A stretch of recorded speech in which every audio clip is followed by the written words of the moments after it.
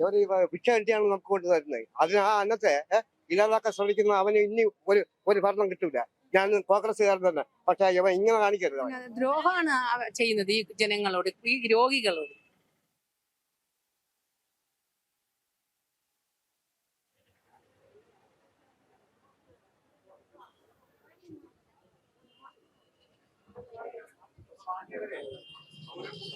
ജനങ്ങൾക്ക് ആവശ്യമുള്ളിടത്തോളം കാലം അങ്ങയുടെ ഒരു സഹായം ഞങ്ങൾക്ക് വേണ്ട. ഇവിടെ ഡിവൈഎഫ്ഐ ഭക്ഷണപ്പൊതി വിതരണം ചെയ്യുക തന്നെ ചെയ്യുമെന്ന്. നമസ്കാരം. ഇപ്പോൾ ഏറ്റവും കൂടുതൽ വലിയ വിവാദമായിട്ട് നിൽക്കുന്ന ഒരു വിഷയമാണ് ഡിവൈഎഫ്ഐ, സേവാഭാരതി പോലുള്ള സംഘടനകൾ നൽകുന്ന പൊതിച്ചോറ്.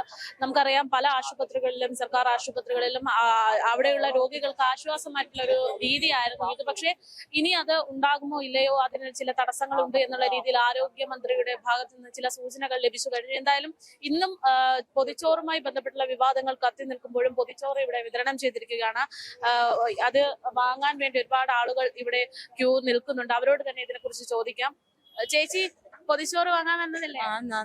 വാർത്തകളൊക്കെ ശ്രദ്ധിക്കുന്നുണ്ടല്ലോ. പൊതിച്ചോറ് ഇനി കിട്ടാൻ സാധ്യതയില്ലെന്നൊക്കെ പറയുന്നുണ്ട്.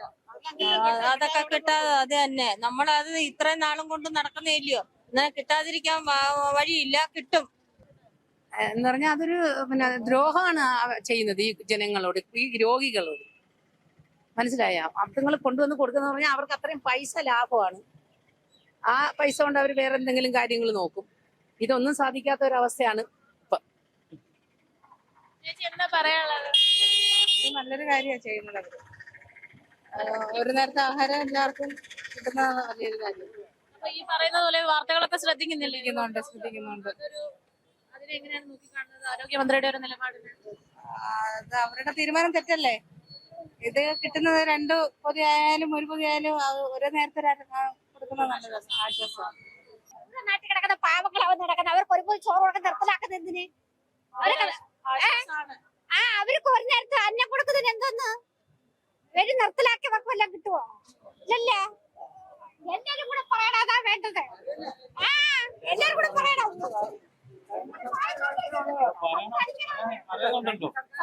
ഇത് കൊടുക്കണം, ഇത് നിർത്താൻ പറ്റത്തില്ല.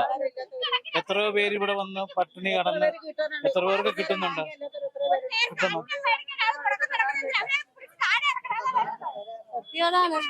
പാവങ്ങൾക്ക് കൊടുക്കാതെ മാറ്റിവെച്ച പദ്ധതി ബാക്കി കാര്യം ചെയ്യുക.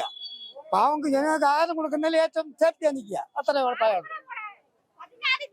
കിടക്കുന്ന ആൾക്കാരെ ചികിത്സക്ക് എത്തുന്നത് 14 ജില്ലയിൽ കൂടെ കേരളത്തിന് വെളിയിലുള്ളത് കൊണ്ട് ഒരു നേരത്തെ അന്നം കൊടുക്കുന്നതിന് ഇവരൊക്കെ മുടക്കാൻ നടക്കുന്ന എന്തിന്? അവരുടെ വീട്ടിൽ നിന്ന് കൊണ്ടുവരുന്ന വകയാണ് ഇത്. അല്ലല്ല, കൊടുക്കണം നല്ലതവരൊക്കെ.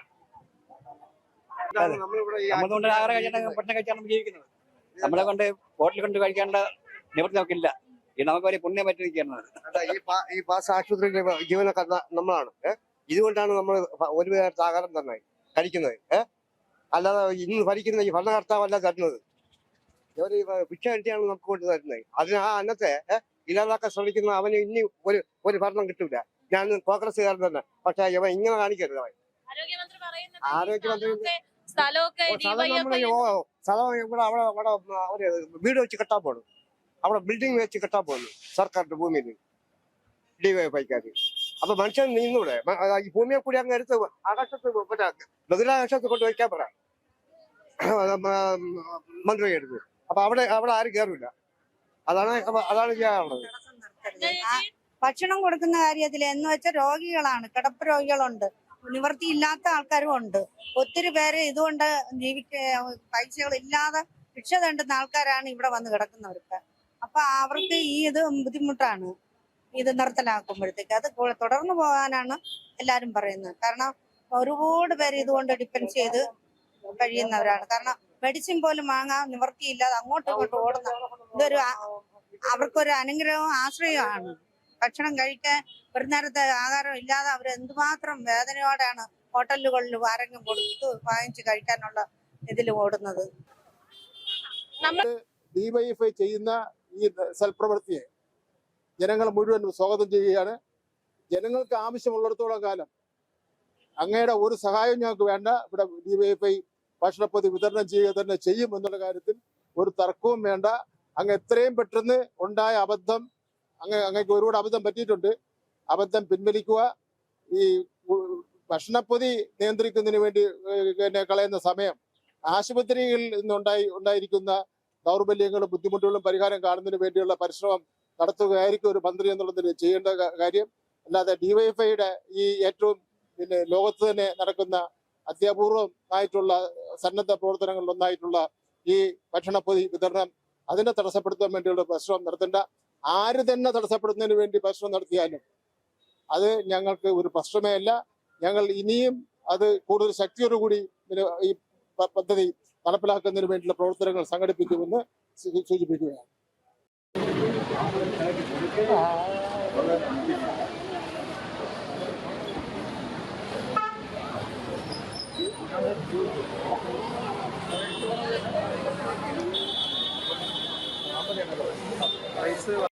അശ്വിൻ